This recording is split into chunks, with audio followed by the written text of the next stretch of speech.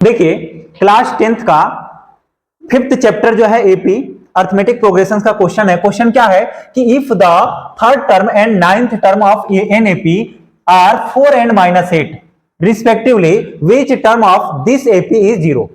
मतलब क्वेश्चन को पहले ध्यान से हमें समझना है क्या कि दिया क्या है, गिवन दैट दिया क्या है, बोला है यदि इफ मतलब यदि थर्ड टर्म और नाइन्थ टर्म एपी का 4 और -8 है, मतलब अपने को क्या दिया है, थर्ड टर्म दिया है। थर्ड टर्म को क्या बोलते हैं, A3 इक्वल टू क्या 4 दिया है, और कॉमा नाइन्थ टर्म दिया है, और नाइन्थ टर्म क्या है -8, तो A9 इक्वल टू क्या दिया है -8 दिया हुआ है। समझ रहा है। अब अपने को पूछ क्या रहा है, पहले तो ये देखें, हमको जो दिया है वो तो हमने लिख लिया, अब हमसे क्वेश्चन क्या कर रहा है ये तो देखना पड़ेगा कि आंसर क्या देना है। तो क्या बोल रहा है कि विच term of this AP is 0, कौन सा टर्म 0 होगा। तो हम क्या मान ले इसमें कि मान लेते हैं कि इसका जो लास्ट टर्म है वो क्या है 0 है। क्या है ए एन जो है वो क्या है 0 है। तो ए एन से अपने को बताना क्या है एन की वैल्यू कि कौन सा टर्म 0 है। एन यहां पे एन की वैल्यू बतानी है। ये एन इक्वल टू हमने 0 तो माना, लेकिन यहां पे एन की वैल्यू बतानी है कि कौन सा टर्म 0 है। एन की वैल्यू निकल जाए तो हम लिख सकते हैं कि अगर 4 आया, 5 आया, 9 आया, जो भी आएगा हम लिखेंगे A4 equal to 0, A3 equal to 0, बस वही बताना है। तो इसको सॉल्व कैसे करेंगे। अब कहोगे कि सर कुछ दिया है नहीं तो सॉल्व कैसे करें। तो अपने को जरूरत किसकी पड़ती है इसमें, अगर हम एपी वाले में एन वाले आइडेंटिटीज यूज हो रहा है, किसकी जरूरत पड़ती है, ए की और डी की। ए और डी की जरूरत पड़ती है। अगर एन निकालना है, देखो तीन चीजें होती हैं, ये होता है ए और एन और डी, ये तीन चीजें हमें ये इस एन वाले फार्मूले में आइडेंटिटीज में यूज होती है। अब इसमें अपने को एन तो पूछ ही रहा है, अब एन निकालने के लिए बाकी किसकी जरूरत पड़ेगी, ए और डी की।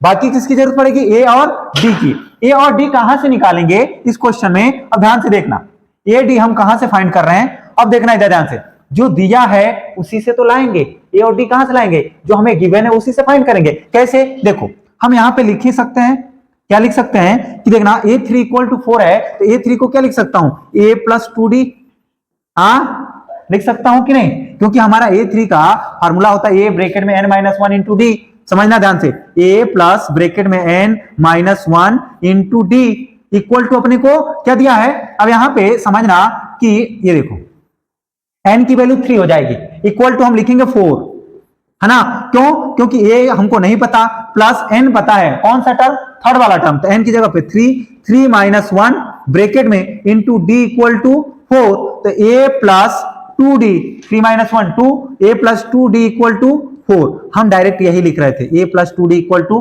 4। समझ रहा है। ऐसे ही हम A9 वाला देखना है, यहाँ पे लाइन खींच दे रहा हूं, A9 इक्वल टू -8 दिया है, तो हम इसको डायरेक्ट लिख दूं, a प्लस 9 - 1 8d हो जाएगा, a plus 8d equal to minus का 8, ठीक ना। और ये क्या हो गया, दो इक्वेशन फॉर्म हो गया, दो linear equation in two variable form हो गया। ये देखो एक वेरिएबल है, दूसरा वेरिएबल है, एक वेरिएबल है, दूसरा ये, तो linear equation in two variable form हो गया। यहां से हम एलिमिनेशन या सब्स्टिट्यूशन से a और d की वैल्यू फाइंड करेंगे। कैसे, ध्यान देना, हम मान लेंगे इसको इक्वेशन 1 और इसको इक्वेशन 2, ठीक ना। एक के नीचे एक आपको करना रहेगा कॉपी में। अब देखना ध्यान से, मैं क्या कर रहा हूं, अब इसमें ना एलिमिनेशन मेथड आसान होता है, मेरे समझ में ये है। क्यों, क्योंकि बेटा इसमें हमारा एक टर्म देखो सेम है, ये वाला टर्म क्या है सेम है, और सेम उसके आगे, दोनों के आगे साइन भी सेम है, पॉजिटिव में ए यहां भी है, पॉजिटिव में ए यहां भी है, तो क्या करें सब्ट्रैक्ट कर दें। किसी में से किसी को भी सब्ट्रैक्ट कर दोगे तो ये वाला टर्म क्या हो जाएगा, एलिमिनेट हो जाएगा। कैसे, तो देखो किसमें से किसको करूं, किसमें से किसको करूं सब्ट्रैक्ट, लिख दो कि क्या लिखूंगा, सब्ट्रैक्टिंग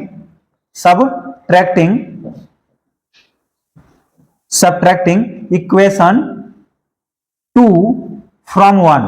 पहले में से दूसरा करना है तो पहले वाले को पीछे लिखना पड़ेगा फ्रॉम के बाद। मतलब हमको पहला क्या है, a plus 2d equal to 4, और थोड़ा सा इसको ऊपर करूंगा बेटा, देखना ध्यान से, देखना दूसरा क्या है, इसके नीचे लिखूंगा a plus 8d equal to minus का 8, ये हो गया। अब सब्ट्रैक्ट करते हैं तो साइन नीचे वाले का चेंज हो जाता है, ये आपको पता होना चाहिए। इसका कि प्लस है तो माइनस, प्लस है तो माइनस, माइनस है तो प्लस आ जाएगा, चेंज हुआ। अब a से क्या हो जाएगा, कैंसिल, क्योंकि एक प्लस में एक माइनस में। दूसरा ये प्लस माइनस माइनस करेंगे, किसमें से किसको, बड़ा 8 है, 8 में से 2 को माइनस करेंगे। इस प्लस का कोई रोल नहीं है, हमारा माइनस वाले का रोल है जो हमने चेंज किया है।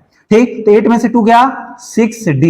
अब प्लस का 6d या माइनस का? माइनस का, क्योंकि 8 हमारा बड़ा था। इक्वल टू, अब इस माइनस का रोल नहीं है, किसका रोल है? प्लस का रोल है। तब 8 और 4 क्या हो जाएगा? प्लस प्लस में तो 8 हो जाएंगे। कितना आएगा? 12। ठीक, अब यहां पे देखना ध्यान से। ठीक, यहां साइड में कर दूं चलेगा? इसके बाद इधर साइड में कर रहा हूं, देखो। ठीक, अब देखो ये माइनस का 6d इक्वल टू 12 था, तो d इक्वल टू क्या हो जाएगा? 12 अपॉन में माइनस का 6, है ना?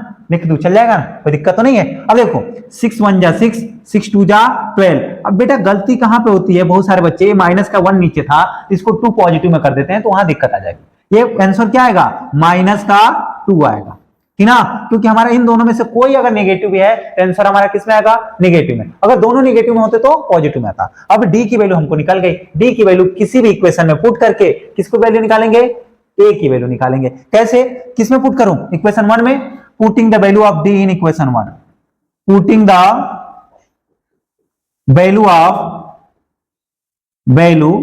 Of D in equation 1। Equation 1 में पुट करूंगा। इक्वेशन 1 क्या है? a plus 2d equal to 4।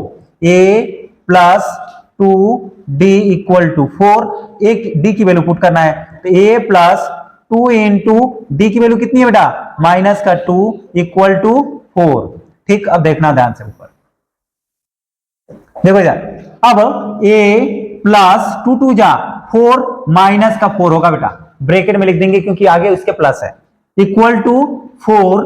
तो a प्लस माइनस माइनस का 4 इक्वल टू 4, तो a इक्वल टू 4। ये पहले से 4 है, ये माइनस का 4 उधर भेजेंगे, प्लस का 4 प्लस 4, तो a इक्वल टू कितना आएगा? a equal to 8। ठीक, ये आया। a और d की वैल्यू निकल गई। ठीक, हमें किसकी? a और d की ही वैल्यू जरूरत था। क्यों? अपने को तो n बताना है। अपने को क्या बताना है? n बताना है। कहां पे?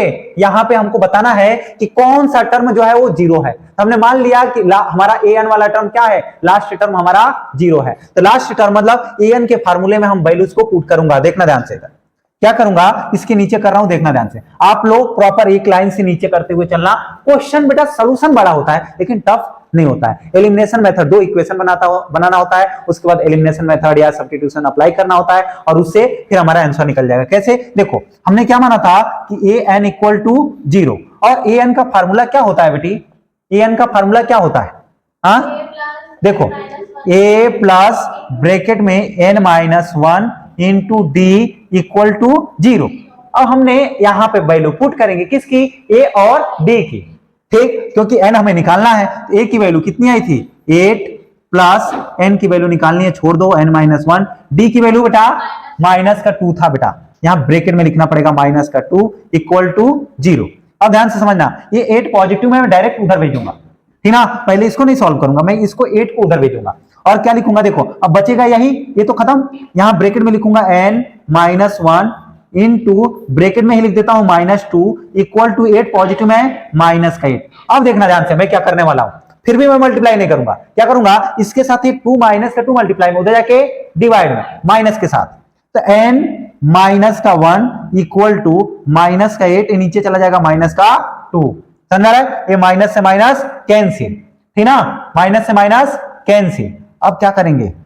ठीक देखो, n इक्वल टू माइनस से माइनस कैंसिल किया हूं, 2 1 जा 2, 2 2 जा 4, कितना आएगा? 4। n minus 1 equal to 4। अब हम 1 को भी उधर भेजूंगा, तो 4 प्लस क्या हो जाएगा? 1। n की वैल्यू क्या आ गई? 5। n की वैल्यू कितनी आई? 5। किस कंडीशंस में? मतलब हमारा जो ये 5 वाला टर्म है वो क्या है? 0 है। ये 5 वाला टर्म क्या है? 0 है। क्वेश्चन बहुत इजी है समझने के लिए। अपने को क्वेश्चन जो है वो बहुत इजी है, बस समस्या कहां खड़ी होती है? इसके जो स्टेप होते हैं वो थोड़े से बड़े हो जाते हैं। ठीक, इस वजह से अपने को समझ में नहीं आता। अब कहोगे ओ इतना बड़ा सॉल्यूशन है, कैसे करेंगे? क्वेश्चन देखो ना कितना इजी है, ये तो देखो इसके सॉल्यूशन के कितना इजी है। ठीक, इधर देखो, हम इसको अगर नॉर्मली भी तुम अगर देखना चाहोगे तो इसमें जो है ना, जैसे डी निकला है तो हमारा कैसे फिफ्थ टर्म 0 है, ये भी हम बताता रहा हूं। देखो प्रैक्टिकली कैसे कहते हो ना कि कैसे इसका यूज कहां पे? हाँ, अंग्रेजी 0 है। देखो इधर देखो, हमारा डी कितना था? माइनस का 2 था। तो डी का मतलब क्या कि हमारा इधर देखो, इधर 4 है, A3 4 है, A9 माइनस का 8 है, मतलब पॉजिटिव से निगेटिव की तरफ जा रहा है।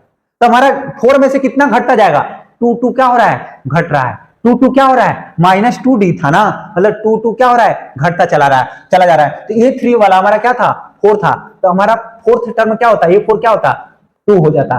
फिफ्थ टर्म क्या हो जाता, 0, 2 में से 2 को घटाते 0, हमारा कौन सा टर्म 0 है, फिफ्थ टर्म ही तो है। डी निकलने के बाद हम डायरेक्ट बता सकते थे प्रैक्टिकल फॉर्म, लेकिन हम ऐसे शो नहीं कर सकते। शो करने के लिए प्रॉपर अपने को ये सोल्यूशन को अप्लाई करना पड़ेगा। क्वेश्चन अगर समझ में आया हो तो वीडियो को लाइक कर दे, चैनल को सब्सक्राइब कर दे, शेयर कर देंगे तो और अच्छी बात है। धन्यवाद।